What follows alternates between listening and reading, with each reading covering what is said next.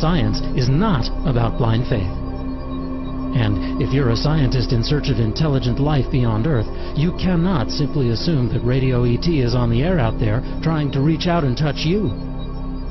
So, before you go firing up the radio telescope and the multispectral scanner and go hunting for that needle of sentience in the galactic haystack, you first got to ask yourself, is there a needle?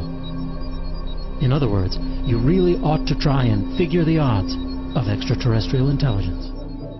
It seems that just about every discussion of this subject always comes back to the Drake equation.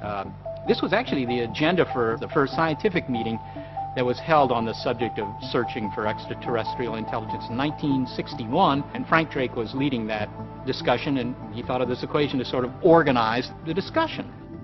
And all it says is that if you want to know whether there's any chance of this sort of an experiment succeeding, you need to know how many alien transmitting civilizations are out there in the galaxy right now.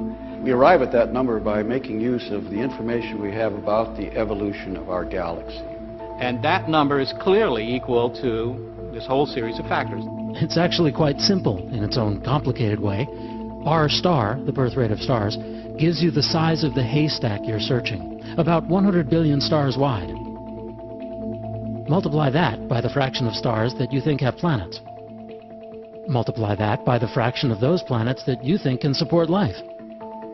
Multiply again by the fraction of those planets that you think may have intelligent life. Again, multiply by the fraction of those that you think might have advanced technology.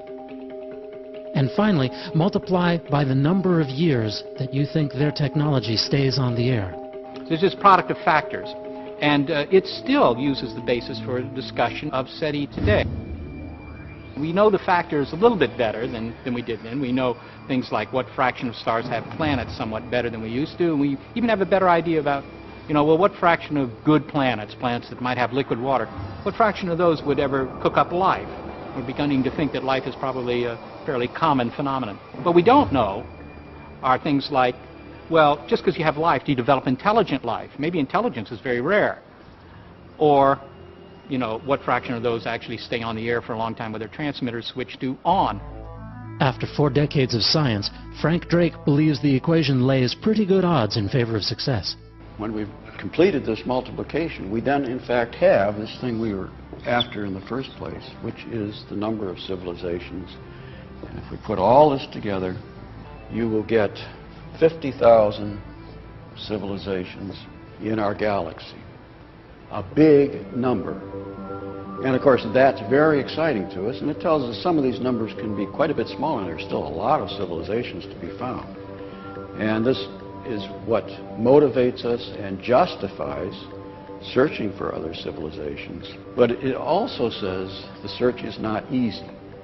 So although there may be 50,000 of them out there to be found, it still means that only 1 in a million stars might have a detectable civilization.